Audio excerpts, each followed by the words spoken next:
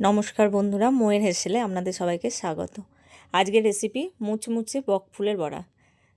তো খুব ফ্রেশ বকফুল বাজারে পাওয়া গেছে, ওই জন্য অনেকটা বকফুল বাজার থেকে নিয়ে এসেছি। এবার বকফুলগুলো ভালো করে পরিষ্কার করে ধুয়ে জল ঝরিয়ে নিয়ে তারপর এরকমভাবে ওর ভিতরের যে এরকম শক্ত যে দণ্ডটা থাকে, এটাকে এরকমভাবে ফেলে দিতে হবে। খুবই টেস্টি একটা রেসিপি, অবশ্যই বানাবেন। এখন বাজারে প্রচুর পরিমাণে বকফুল পাওয়া যাচ্ছে এই সময়, আর শীতকালে এমনিতেই তেলে ভাজা খেতে খুব ভালো লাগে। তো শীতকালে এরকম চায়ের সাথে বা ডাল, আলু পোস্ত আর এরকম বকফুলের বড়াও জাস্ট জমে যাবে। অবশ্যই বানিয়ে দেখবেন। তো আমি এখানে বকফুলটা ভাজার জন্য যে ব্যাটারটা ওটা বানিয়ে নেব।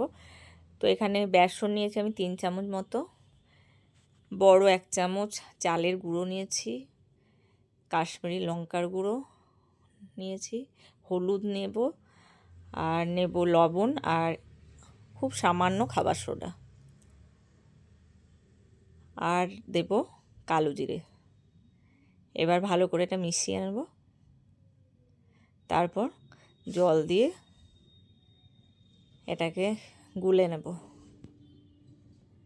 অল্প অল্প জল দিয়ে গুলব, খুব পাতলা করে দিলেও হবে না, তাহলে ফুলের যে পাপড়িগুলো ওইগুলোতে ব্যাটারটা ঠিকমতো লাগবে না, তাহলে ভালোভাবে ভাজা হবে না, মুচমুচে জিনিসটা ঠিকমতো হবে না। সেই জন্য অল্প জল দিয়ে ব্যাটারটা তৈরি করতে হবে। এবার ব্যাটারটা ঠিকমতো পরিমাণ মতো জল দিয়ে তৈরি করে নেওয়ার পর শেষে, একদম শেষের দিকে কুচানো ধনেপাতা দেব আর চিলি ফ্লেক্স দেব। অবশ্যই এটা দেবেন। শীতকালে যে কোনো কিছুতে ধনেপাতা দিলে খুব টেস্ট হয়। অবশ্যই যারা ধনেপাতা পছন্দ করেন তারাই দেবেন, নইলে ধনেপাতাটাকে অ্যাভয়েড করবেন। এবার এটাকে আমি আধ ঘন্টা মতো ঢেকে রেখে দেব।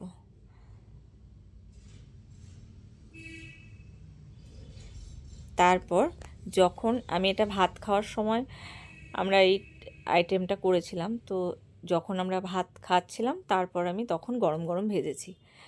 ব্যাটারটা আগে তৈরি করে নিয়ে একটু রেখে দিয়েছি। এবার কড়াইয়ে সর্ষের তেল দিয়ে এটাকে আমি ভেজেছিলাম। সাদা তেলেও ভাজতে পারেন, কোনো অসুবিধা নেই, তবে তেলে ভাজা আমার সব সময় সর্ষের তেলেই ভালো লাগে।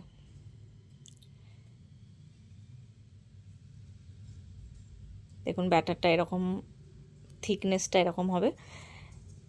এবার ফুলগুলো নিয়ে ব্যাটারের মধ্যে ভালো করে দিয়ে এপাশ ওপাশ ব্যাটারটা লাগিয়ে তেলের মধ্যে ছেড়ে দেব। ব্যাস, আর কিচ্ছু নেই। খুব সহজ একটা রেসিপি, খুব ইজি অ্যান্ড সিম্পল রেসিপি, এবং খুব কম সময়ে বানিয়ে ফেলা যায়। মানে একদিকে চা বসালেন, একদিকে বকফুলের বড়া ভেজে মানে তখনই করে দেওয়া যাবে। চায়ের সাথে খেতে পারেন, ভাতের সাথে খেতে পারেন, শুধু শুধু খেতে পারেন, যখন খুশি যেমন খুশি খেতে পারেন। অবশ্যই তবে খাবেন, কারণ এর টেস্টটা অনবদ্য, জাস্ট অনবদ্য। এবার দুটো পিঠ উল্টে পাল্টে একটু কড়া করে ভেজে নেব, তাহলেই হয়ে যাবে। এরকমভাবে সব ফুলগুলোই আমি ভেজে নেব, ব্যাটারে ডুবিয়ে ডুবিয়ে। এটা হয়ে গেছে, তুলে নেব। আর গ্যাসের ফ্লেমটা কিন্তু অবশ্যই হাই করে রাখবেন, কারণ এটাতে সিদ্ধ হওয়া সেরকম কিছু নেই।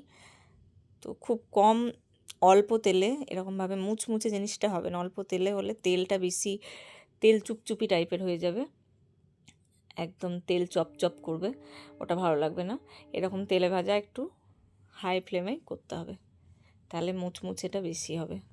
আর একবার ছেড়ে দেব